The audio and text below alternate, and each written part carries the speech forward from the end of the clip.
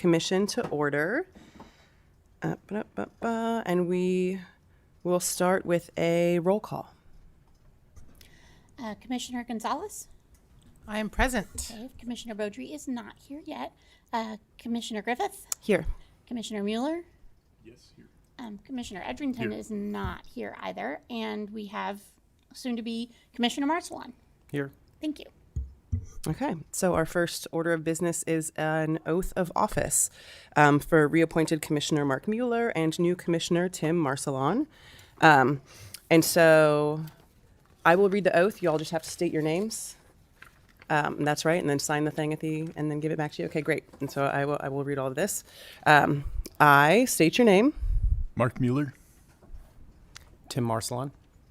Do solemnly affirm that I will support and defend the Constitution of the United States and the Constitution of the State of California against all enemies, foreign and domestic, that I will bear true faith and allegiance to the Constitution of the United States and the Constitution of the State of California and the Charter of the City of Eureka, that I take this obligation freely without any mental reservation or purpose of evasion, and that I will well and faithfully discharge the duties upon which I am about to enter in the capacity of Commissioner for Transportation Safety Commission of the City of Eureka. I do. I do. Wonderful. That one is for you, Mark, and if you'll pass this down to Timothy, and then just get them to, yes, all right. Welcome.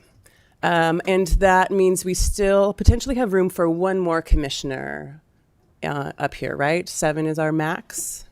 Okay, so if anybody's watching and is really excited about what's happening, you can join the Transportation Safety Commission. Apply on the city's website. So next, approval of minutes. We need to approve minutes from the January 14th, 2025 regular meeting. We didn't meet last month, so anyone? I will move adoption of the January minutes. Second. All right, all those in favor of approval of the minutes? Aye. Aye. Aye. All right.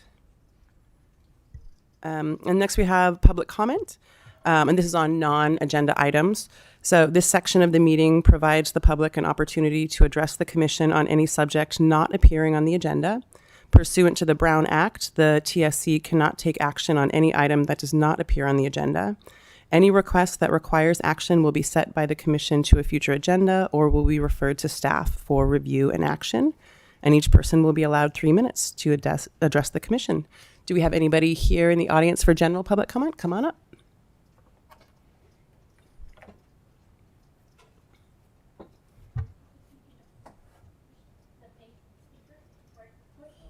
Yeah. Okay. My first time speaking with a microphone in my face.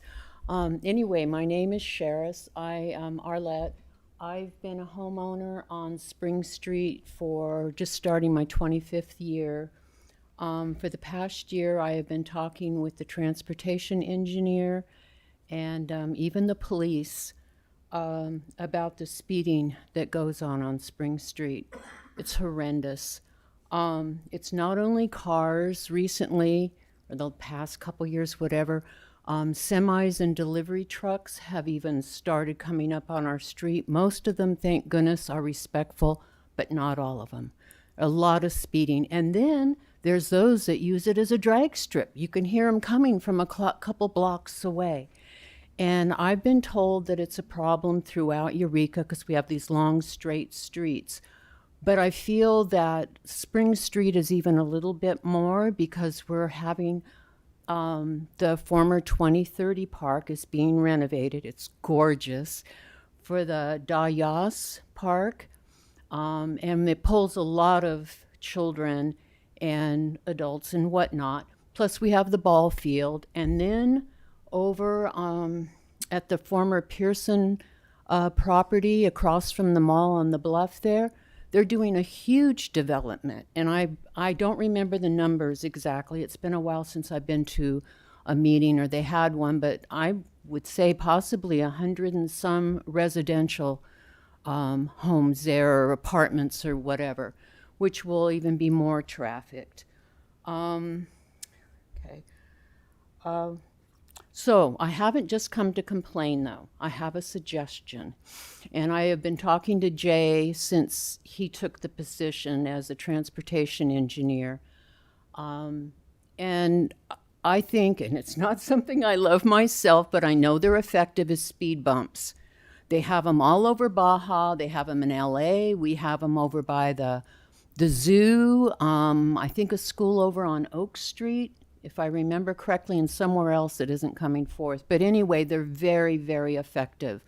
I was told the police department isn't too excited with the idea, but because of them and the fire department, Spring was taken off the process of maybe being only residential traffic because they use it to get through Eureka. So to me, it only seems fair that maybe they would consider the speed bumps, kind of a, give take kind of thing, because the speed bumps do work. And it really is a serious area for people walking around. So thank you for your time. I pulled it off. Thank you. Is there anybody else here who would like to do general public comments? Or anybody on Zoom? Just staff on Zoom, okay.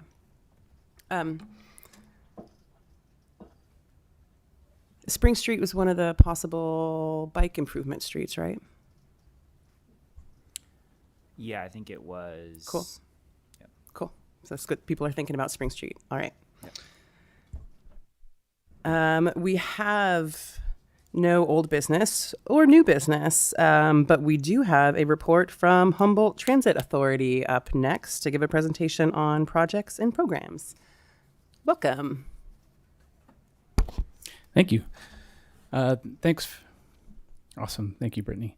I'm Jerome Curiozzi. I'm a planner at Humboldt Transit Authority, and I was, sounds like you had all asked for Humboldt Transit to come up and give a presentation on various projects and programs that we have going on here. And so I put together a presentation. There's a ton of stuff in here. And so what I thought I would do is kind of do literally just one or two sentences, very high level on each of the topics as I go through here.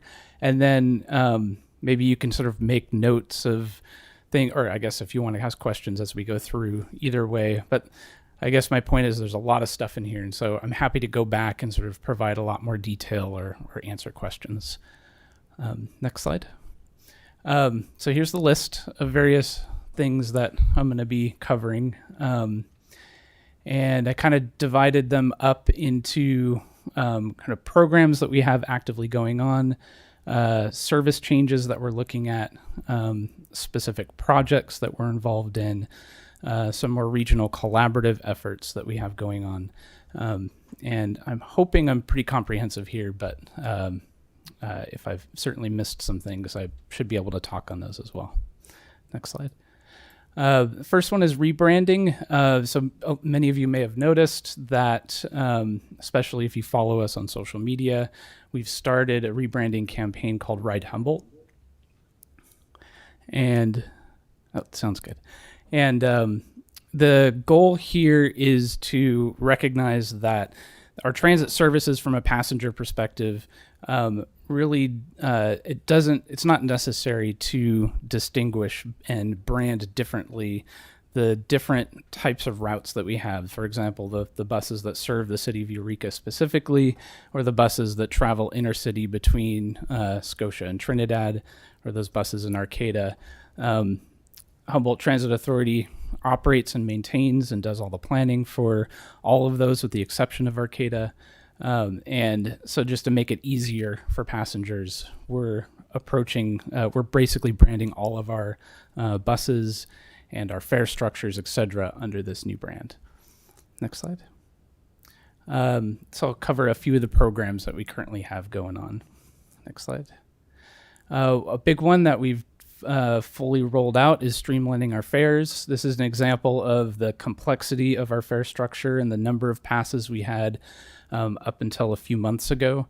And as a writer of transit, it made it very difficult to have to navigate this complexity. Next slide.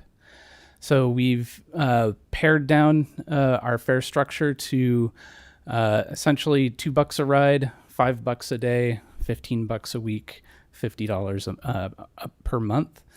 These passes work regardless of what system you're running or you're writing.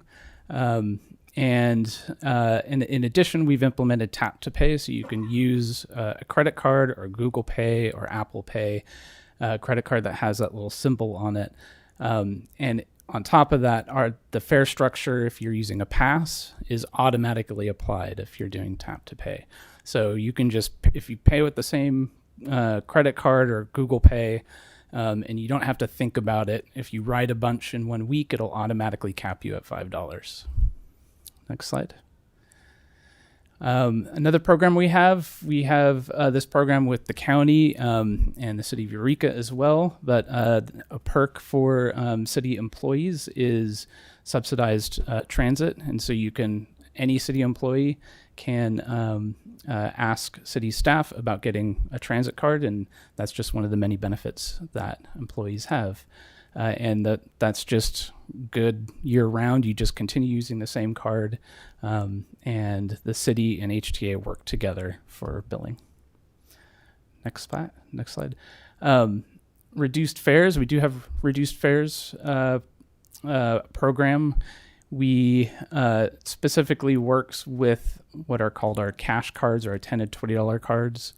And we have reduced fares for seniors and youth, and then and also people with disabilities. And then we also implement a number of free ride promotions throughout the year. These are grant funded, and some of the examples that we have are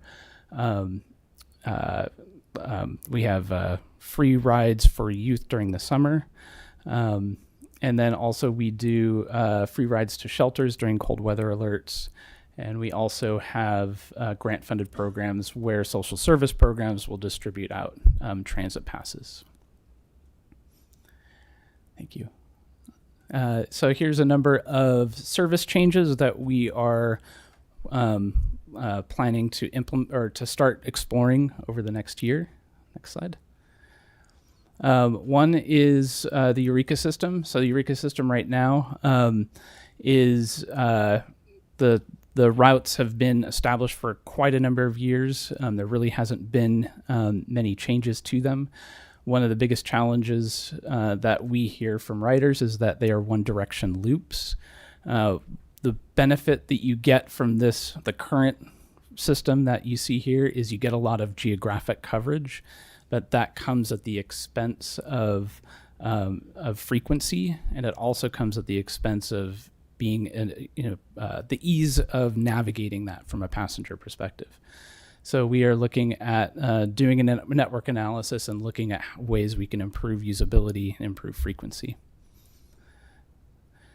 In addition, some may have heard we recently received a grant for capital funds to support a plan to increase the frequency of our regional Redwood transit system, which is our main trunk line that serves between Scotia and Trinidad. It really serves the Bay Area.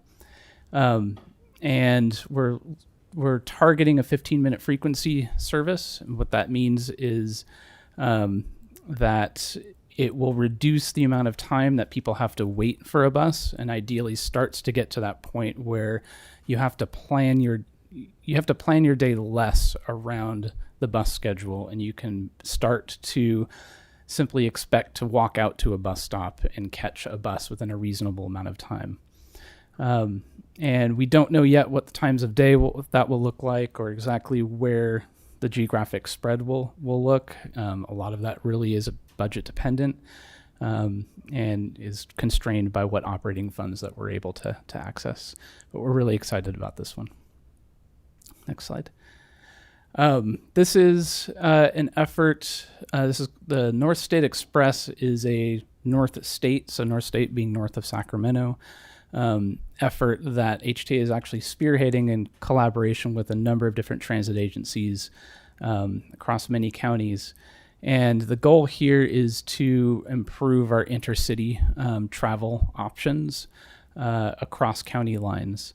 And HTA has implemented the first stretch of this by connecting Eureka to Ukiah. and we're calling this North State Express 101. And that 101 stretch is in collaboration with Del Norte County Transit and with Mendocino County Transit and Santa Rosa. And we're all collaborating to ensure connection times to allow people to travel from the San Francisco Bay Area all the way up to Crescent City. And we are working with numerous other agencies to create a similar structure for Highway 299, Highway 20, and Highway 5 as well. And this map just shows those entities that are looking to implement this sort of branded service soon. But what isn't shown here is all the other services, transit services that this system would connect up to. So this is an exciting effort, and we're actively trying to pitch this idea to Caltrans headquarters for funding. Thanks.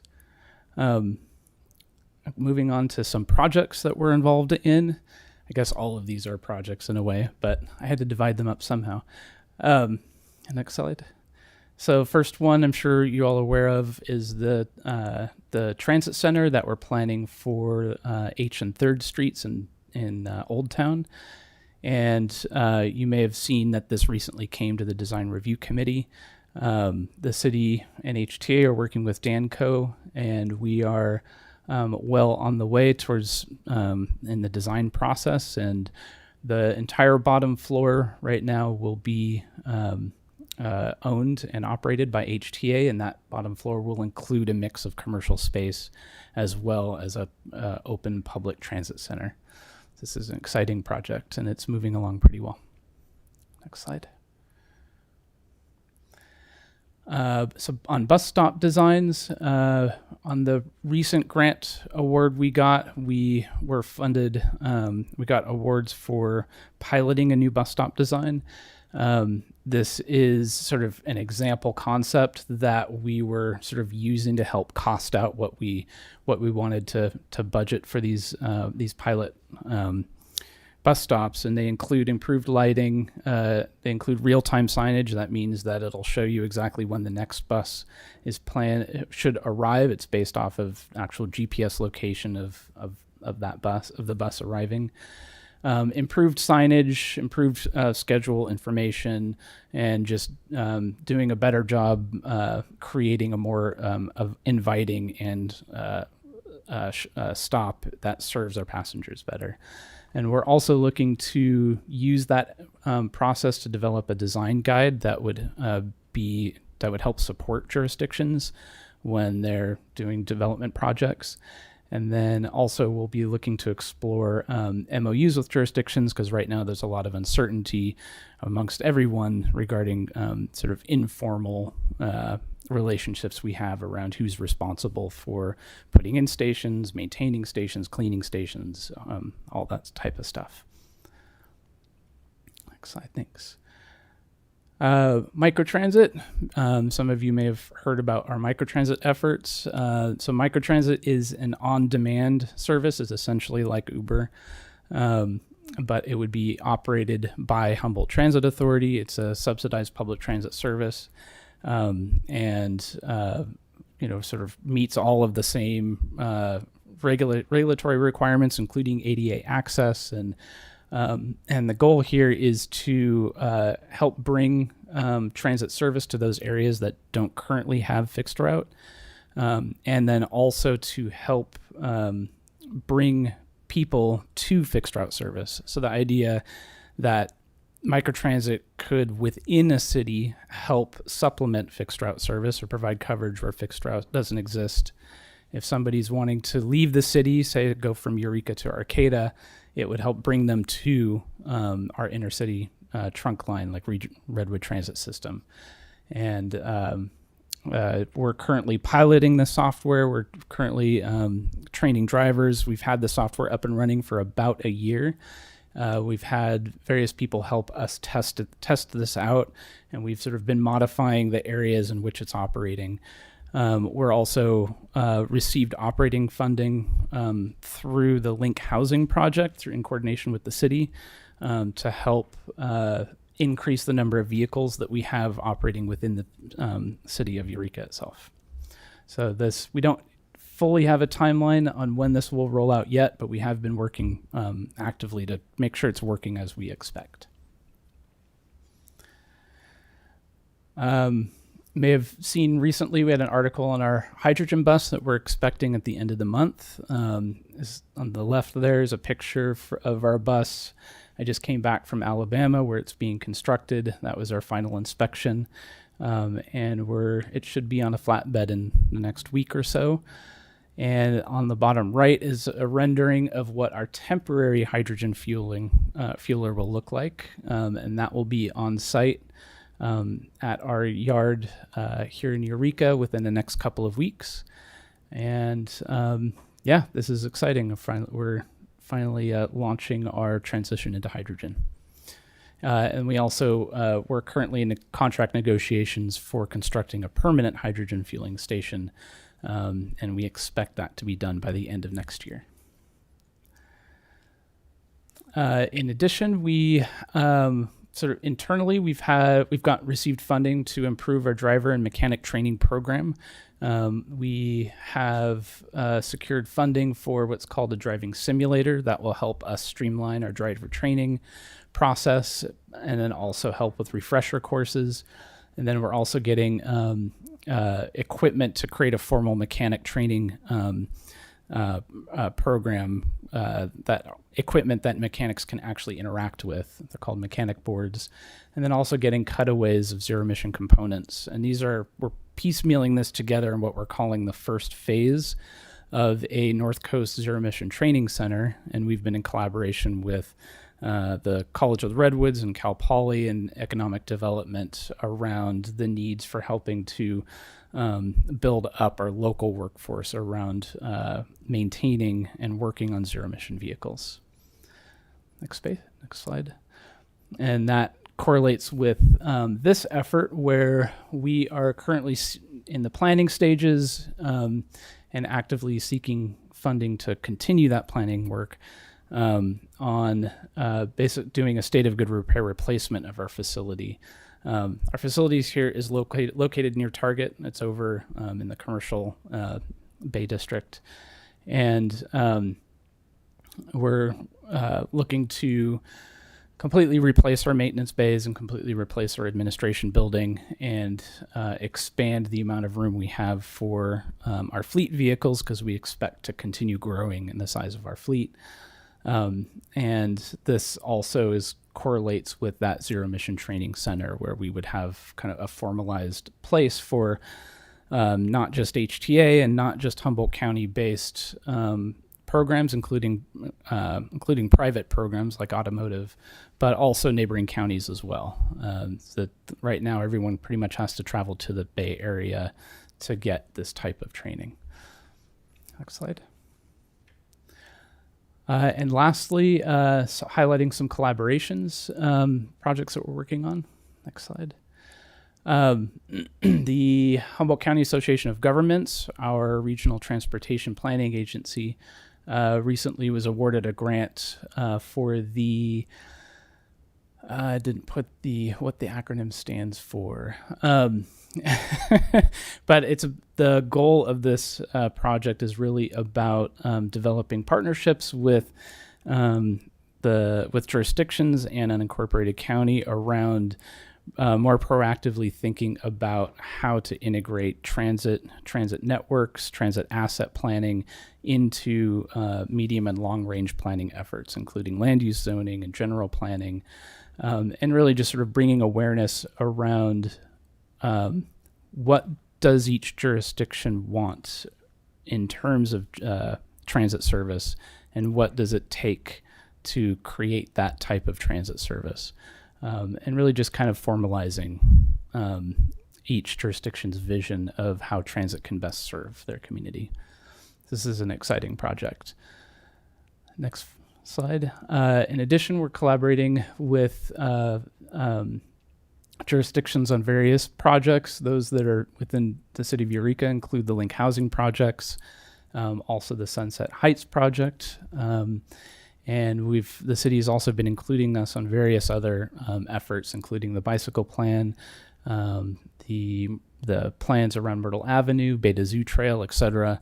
And those that communication and collaboration has been fantastic in sort of reaching out to HTA and gathering comments and input on this type of work. And then, of course, on the housing projects through the ASIC, Affordable Housing Sustainable Communities grants that these programs are going after, HTA is really benefiting from getting access to, in the city, getting access to capital funds for transit infrastructure, and then also potentially operational funding as well. Next slide. And lastly, Caltrans District 1 has definitely been involving HTA in their Broadway and 4th and 5th Streets efforts. And we've had iterations around bus stop design and been able to provide comment and largely been kept in the loop on this effort, at least as far as I'm aware of, which has been great as well. So that was the fire hose of stuff. So I welcome any comments or questions. Oh, thank you, Jerome.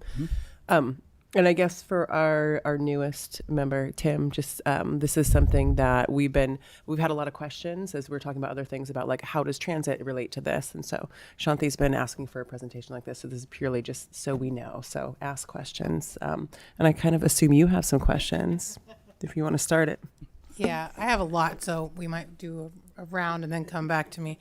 I guess my first question is just, since we're the Transportation Safety Commission, you talked a little bit about bus stops and the negotiations that go on between the city and the Transit Authority. I'm just curious, what are the other areas where there's a need for communication and collaboration with the city around transportation safety? And I'm just curious, like, what are some of the instances in which you guys work together, and what does that look like when there's a transportation safety issue that's not clear whose responsibility it is? Yeah, I mean, I think, and honestly, Jesse, chime in, please, just because I'm a bit new at HTA in terms of that long-term relationship between HTA and the city of Eureka. But I do think we're kind of figuring it out as we go. And I think I think HTA has grown staff capacity to be able to respond to inquiries from the city better. And I think we've also internally at HTA kind of more formalized or recognized how first mile, last mile infrastructure is actually really, really critical to transit, and actually is something we care about. First mile, last mile being bicycle infrastructure, sidewalk infrastructure, being able to get to the bus stop. And so I think we're also sort of being more proactive in reaching out to the city and inquiring about these types of things. Where there's need for more, I think there's definitely room for HTA to be more proactive about items that we may be concerned about, or maybe items that we're hearing from passengers. But we don't really have a formal process for that. Can you give an example of some things that you guys are hearing from passengers? Yeah, it's most of what we hear are about shelters or bus stops. So we have, in addition to just the actual amenities that are there, they're honestly pretty bare bones for the vast majority of our infrastructure. So having things like lighting and having things like appropriate shelters that actually shelter you from weather, and we also get complaints from drivers around the challenges of getting in and out of bus stops. A big challenge can be getting in back into traffic flow, and where that stop is positioned. A lot of times we have issues with cars parking in bus stops. We have, and then we also have issues with vandalism. We have issues with people camping. And so there's, in fact, the last couple of years, we've really built up a great relationship with the City of Eureka Police Department. And they've been really working with us to try to address a small handful of stops that have really struggled with sort of repeat issues with camping. So yeah, I guess those are some examples.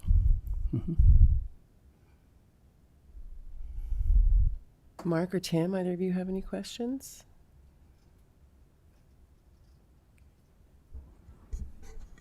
Hi, Jerome. Thanks for the presentation. I was wondering if we can go back to the slide on the bus stop design, and that'll actually maybe parallel support your comment on the camping and the vandalism part.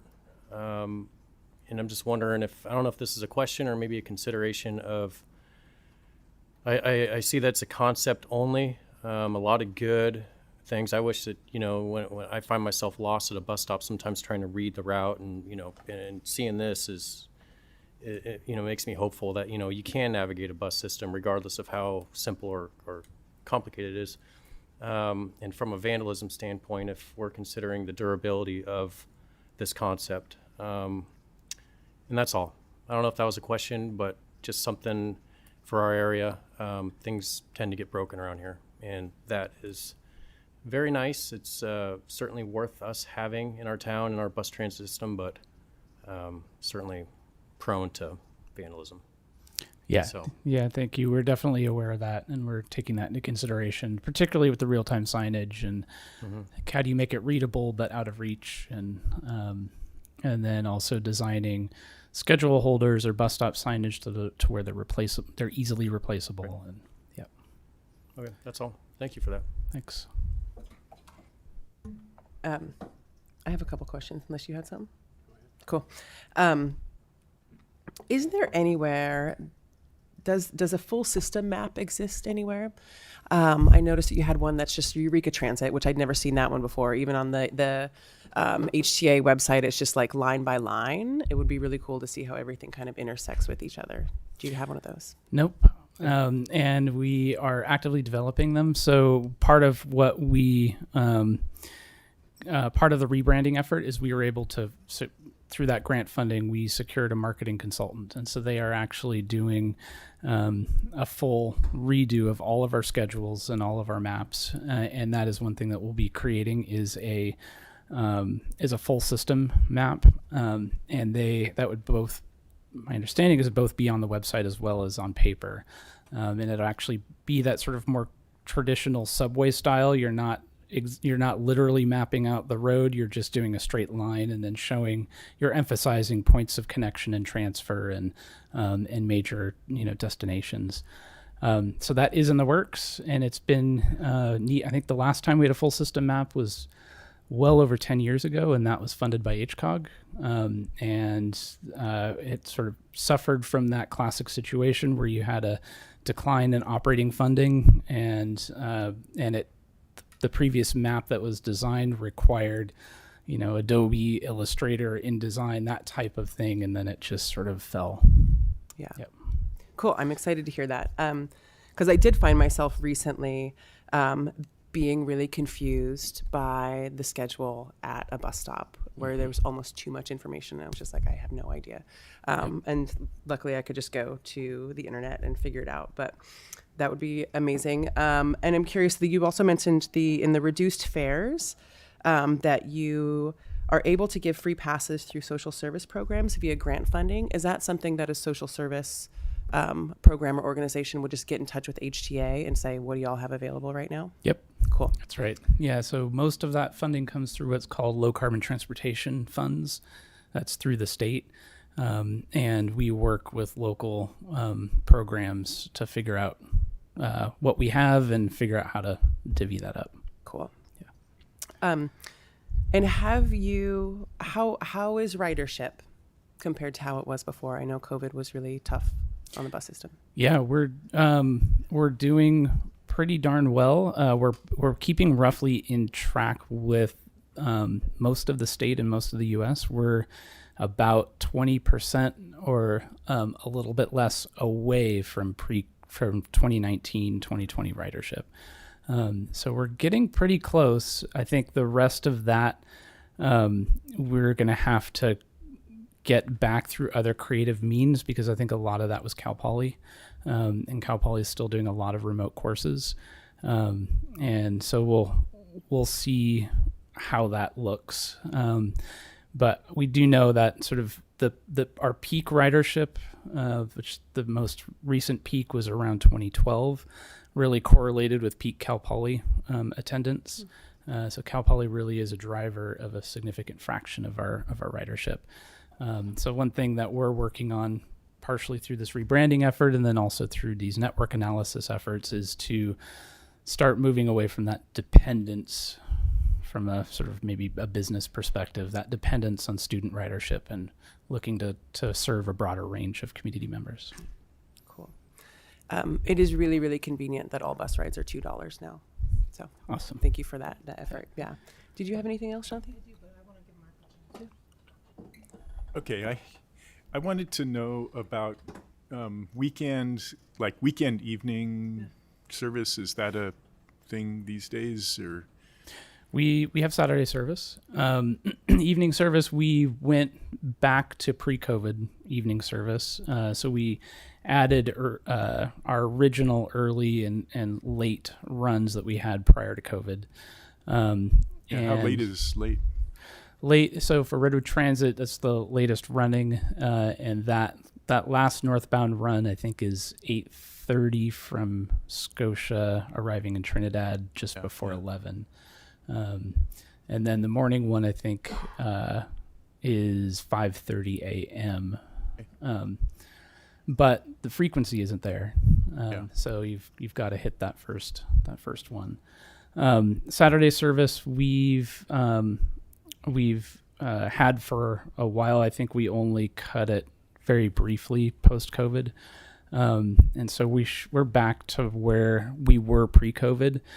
We had Sunday service as a pilot, and I think that pilot was implemented not too long before COVID, and then COVID hit, and then we just have not brought it back. Sunday service is challenging. Adding a day is challenging because you not only need the drivers for it, but you also need the maintenance staff, and you need your operations manager, and you need people that are on call. And so it's getting the operation funding built up for that. And then also post-COVID, along with many other service industries, we've really struggled to hire and retain drivers. And so that has been an ongoing. For example, we didn't bring back early and late service sooner exactly because of that issue. We just didn't have the drivers. So we'd love to do Sunday service is probably one of the most common requests we get, and it's definitely on our radar.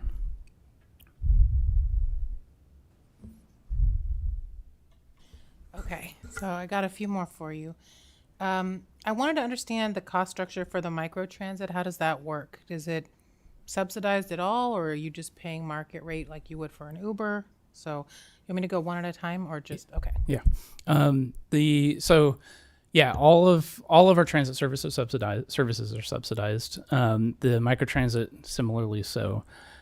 We are looking at pricing it a bit higher than fixed route, because we want to encourage people using fixed route. Fixed route is fundamentally more efficient. In fact, microtransit, any on-demand system, actually works more poorly the more popular it gets. It's weird. So the more that one single vehicle is in demand, then the less available it'll be when you want it. So part of the trick is getting it to work in that sweet spot where we're not just sitting around with no riders, but we also don't have too much demand, which means we need to make sure we're getting people to fixed route in the best way that we can. Because fixed route is how you move people. And so the cost structure for that right now, we are paying for it by filling gaps in downtime in our existing dial-a-ride service or our paratransit service. So we're not actually, in this pilot we've been running for the last year, we're not actually spending that much more money other than ensuring that we have 2 or 3 drivers on backup in case they are needed. So that's how we've been able to pull this off so far. And then through grant funding, through HCOG, through REAP 2.0, I can't remember what that stands for. I apologize. There is operational funding for microtransit to pilot that in McKinleyville. And then there, through the link housing projects with the city, we have operational funding to subsidize Eureka focused microtransit. And so by coupling the fill in the gap approach with our paratransit with those dedicated vehicles for Eureka in McKinleyville, that's sort of our current subsidy model. Thank you. The free ridership days, I'm just curious how you guys think about when to do those. I was telling Carolyn a few months ago about an idea I had for like a summer circulator, because that's when we have a lot of people just in town going to the beach or going to the free summer concerts or going to the fair or whatever. And there's just a lot of people like me. I've never been on the Humboldt transit buses. But if I could get a free lift out to the county fairgrounds or whatever, I might try it. And then I might decide, oh, okay, now that the frequency is improving and the bus stops look nicer and whatever. So I'm just wondering, how are you guys thinking about when the free ridership days are going to be in 2025? And are they scheduled such that to try and attract people who normally don't ride transit? So historically, we focused more on people that we see as more transit dependent. So, which has often been why we've chosen to do, for example, youth ride free during the summer type of thing. We have a lot of interest and excitement by our board to explore how to serve events that go on throughout Humboldt County. And we're definitely talking about how we can fund those, and maybe one way is to, again, it's sort of like a fixed amount of dollars, and how do you divvy that up? So we are definitely having those conversations. It's a board. So all the different programs that we create, we bring to the board for approval. So that's really the process. So staff kind of thinks about options. We discuss it with the board, and then they approve or disapprove. And I don't know, honestly, what discussions have been around potential additional operating funds to serve events that happen throughout the county. But I know that we have two issues around serving events. One is we can't compete with other charter companies. So if there are other charter companies out there interested in providing services to events like the county fair, then they have to have an opportunity to do that first. And then second is just the limited funds we have and how we use them.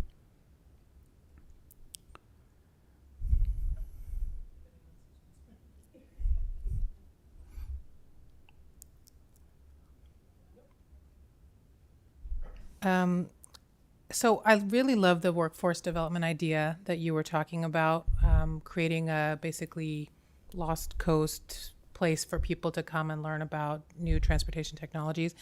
I'm curious about, is that connected to, well, first of all, how secure is the funding? Just because I know that all kinds of federal government programs are being cut. And so I'm just wondering, does that feel like something that's going to be sustainable for example, College of the Redwood students over the long term? And is that connected to any of the unions in terms of their workforce development or thinking about training their workforce as well? Yeah, so the funding we've received so far is all state funding. So for that effort, so it doesn't have the risk, and that state funding isn't passed through federal, so it's all in state. So that is secure. It is all for capital costs and construction and materials. So it really isn't, unfortunately, doesn't really help with curriculum development or hiring teachers or help supporting CR develop a program. So that's something that we've let them know and let economic development know, and that we need to start. And there should be other state funds that they can go after to get that. But the funding we have doesn't really have sort of like a long-term program timeline to it. It's really capital infrastructure and creating the space and the material and the main training materials. And Your second question was. Union involvement? That's right. Thank you.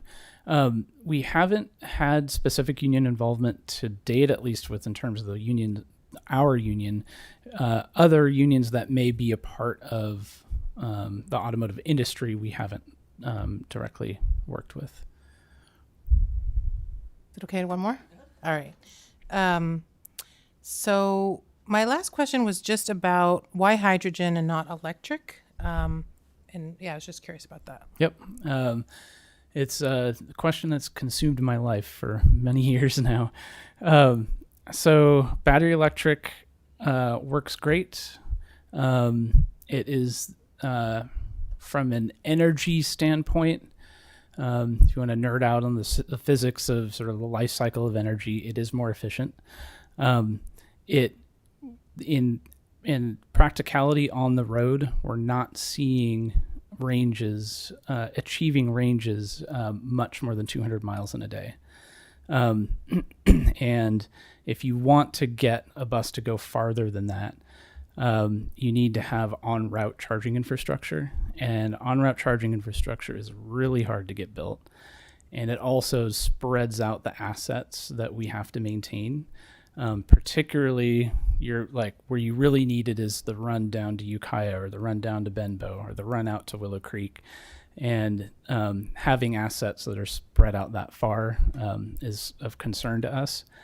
And so if you're going to try to force battery electric buses to do the same duty cycles that we currently do now, which the vast majority of our buses go well over 300 miles in a day, and they're out there for 10 to 14 hours. You would either need to have that distributed charging infrastructure, or you need to start increasing the size of your fleet just to do the same service. And you can get capital costs for that, but we don't have the space, and it actually puts constraint. We do have to chip in grant funding and formula funding into bus purchases and capital purchases, so it puts constraints on that as well. So hydrogen really is, from an operational perspective, it's much more of a one-to-one replacement for how diesel operates. We can get the range out of hydrogen. The fueling times are 15 minutes versus hours. Even with fast charging for a bus that's doing 200 miles, you're charging for well over an hour. You don't have to think about the complexity of the electric rate structure, where you have demand charges and you have time of use. And hydrogen buses, they've been out there running on streets in California and in Ohio. I think California and Ohio for almost 10 years. It's a proven technology.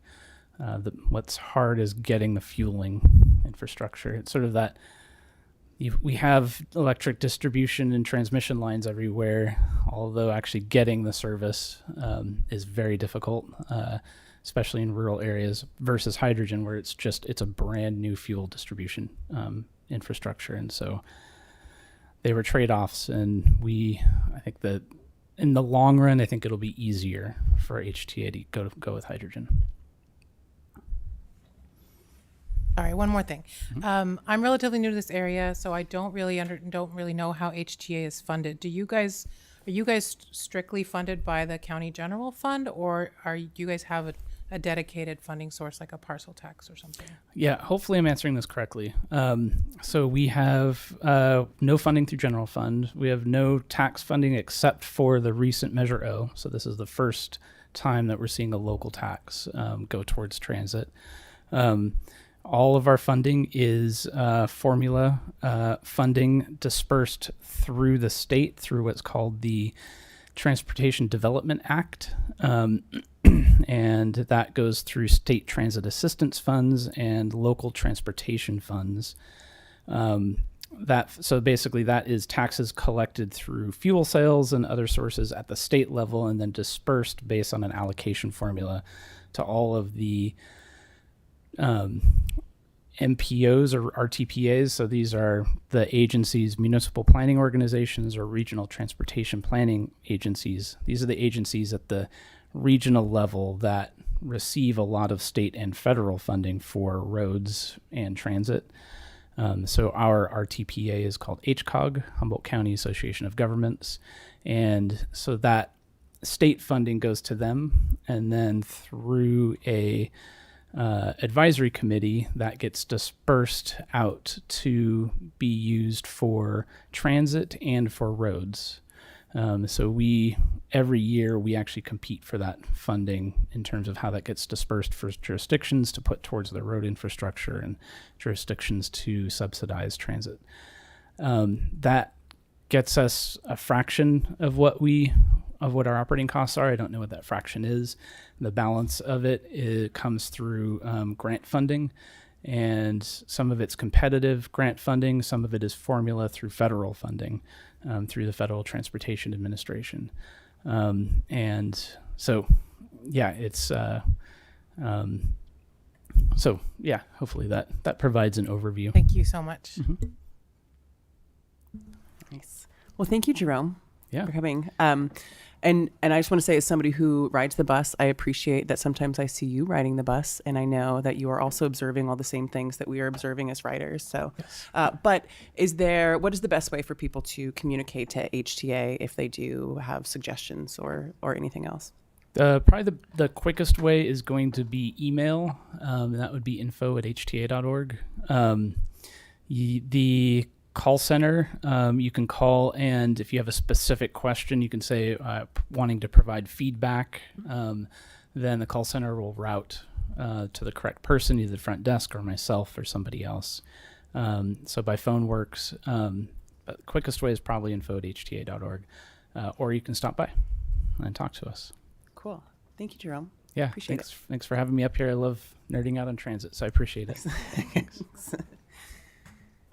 Great. And so the next thing we have on the agenda, we do have a staff report on 69 West 3rd Street loading zone.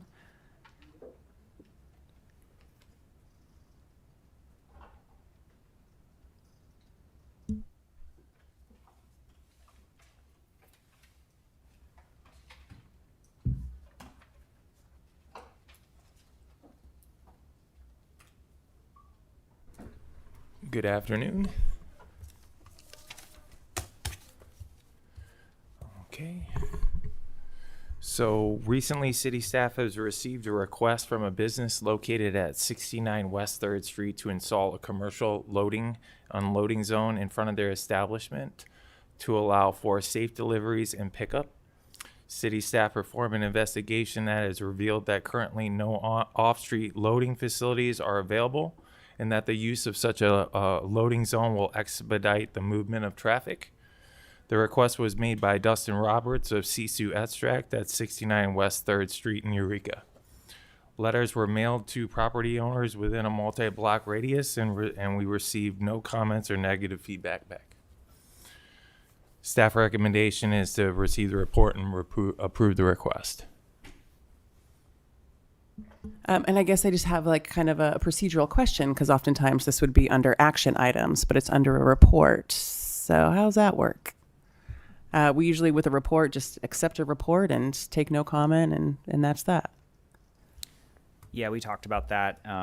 So we, couple different ways you can look at this. In the future, this type of item would be going under new business that would be voted, like in that case. So we could either bring this back at the next meeting and do a formal vote on it, or you can receive it and we can move ahead with that process. I do think we should consider bringing it back because it doesn't have public comment associated with it and that sort of thing, even though we did do the outreach and everything. But that's where it got agendized for this particular meeting. So if we need to go back, we can. It's also, so yeah, we'll just leave it at that. Yeah. Well, I guess my question there is, it something that would then, does that change the legality of it? If we were like, yep, receive the report and go and do the thing, does that make it so somebody could come back and contest it? Is that messy? Like, what is? No, it's within staff's I guess, ability through the municipal charter, the municipal code, that we can do particular items like this. We like to bring it through the Transportation Safety Commission to have this forum. But in this case, it's not, from a legal standpoint, something that has to be approved by the TSC and then from there. So Cool. Okay. Any thoughts by folks? Yeah, Mark, go ahead. Is this something we would ask for public comment on? I mean, I guess that is really kind of my thing, because we normally don't receive public comment on a report, but it looks like we got somebody here who is interested in commenting on this for sure. Are we able to do that and get that feedback, or is that where things get messy? I don't know if somebody knows procedures better than I.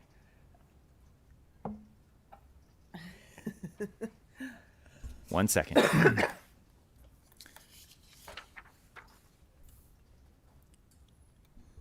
In the meantime, I'll just ask, is there urgency about approving this, or is there any potential harm that could be done by waiting and bringing it back under as an action item?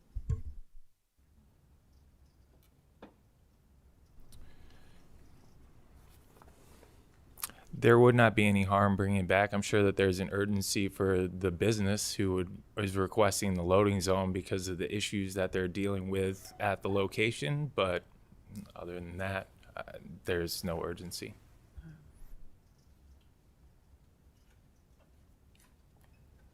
I guess for my benefit, being new to this item. Microphone. What? There'll be a green light. Oh, there we go. I thought it was green. Okay, okay. Thank you. There's a mention of some issues at this site. I'm curious to know what the issues are. So if we were to bring it back, maybe we would be more informed of what's going on with the issues. And this will allow me to better understand how this is within the scope of the Transportation Safety Commission, not a planning commission issue. Yeah, I'm sorry. That's fine. Thank you. Yeah, I can explain probably the last part of your question. In the annals of history, at one point there were two different commissions at the city of Eureka. There was Transportation Safety, and then there was a Parking Place Commission.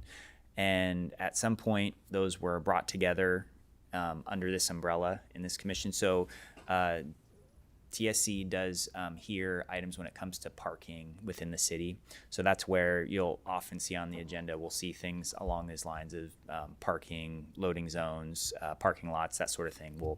They will come through this particular commission.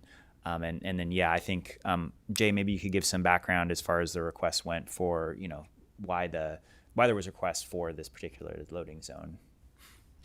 At this specific location, the establishment was requesting the loading zone because of frequent RV parking and unregulated parking in front and having disruptions to their commercial activity. Well, I'm open to hearing from the person who wishes to make a public comment, and I'm comfortable moving forward tonight, but I'm interested to hear from my colleagues what they think. And sorry to answer back that, because I did say I'd look at that, but we did, it's on the agenda under reports. The way that the agenda item reads, is to take,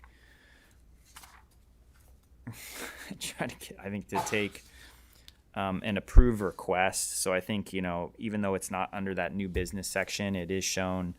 I mean, the cleanest thing would just be to bring it back, and then, we put it in the right agenda section, and then we go through that process. I think we could, the staff report did mention taking action on it. And I think hearing some public comment on it, I think if that's, we did notice it and do all the noticing that we would typically do for an item like this. So I think we've covered all our bases from that standpoint, just kind of ended up in the wrong section.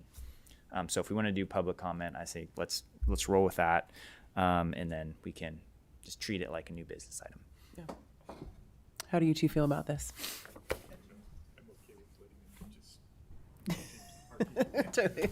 All right, Mark's in. Tim, any thoughts? I'm in. Yeah, All right, I'm okay. let's do it. From a meeting rules Yeah. standpoint, as a report, you're not allowed to take action on it. Yeah. So that's where you get with the tricky part with the, Sure. so, Then it sounds like it's up to city staff. If it's a report, it's not up to us to say, change it into an item or not. It's up to city technically can't staff. Yeah, just, so, from my knowledge, can't just change it into some other kind of, Right. right, so, you can listen to the information, but you can't do anything with it. Yeah. okay, let's not, I don't know. Yeah. Though it sounds like this is a procedural thing that we don't need to approve anyway. Correct. To the municipality code in the city of Eureka 72-095, the authority to establish a loading zone falls within one, the traffic engineer is hereby authorized to determine and mark loading zones and passenger loading zones as followed. One, at any place within the central traffic district or any business, and B, elsewhere in front of an entrance to any place or business or in front of any hall or place used for the use of public assembly. Okay. So to the municipality code, the traffic engineer can place loading zones. Okay. So let's hear from our speaker and then. Yeah. It sounds like we've Yeah. heard a report from you all too, which is what we're here to do, is hear and accept a report. Okay. And if we've heard this report, we have accepted this report, is there need for public comment? Or do we just move forward? And we say, that was a great report. Thanks, y'all. I do have a question about if it's a standard size loading zone, just because for my curiosity.